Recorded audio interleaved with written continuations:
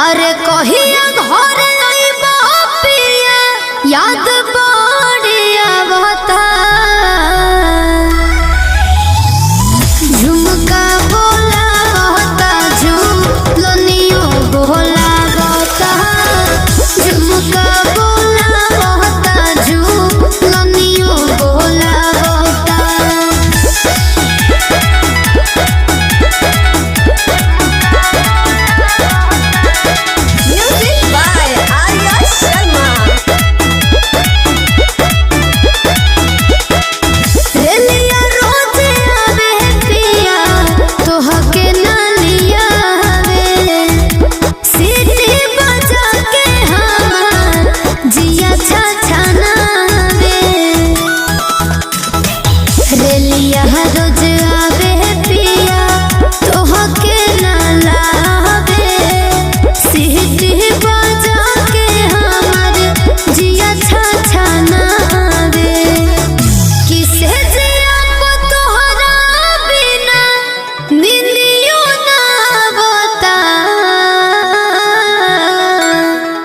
अरे सहजिया तोहरा बिना नींदियो ना बता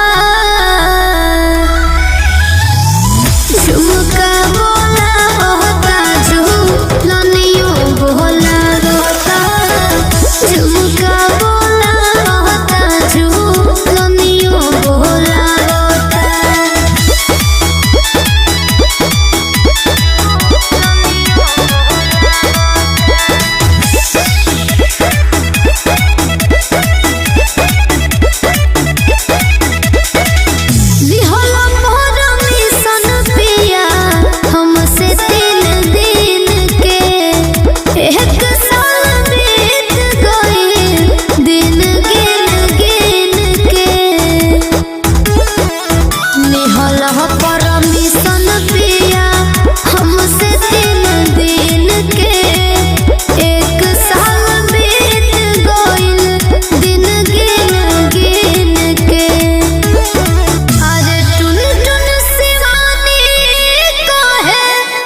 बहुत सतावता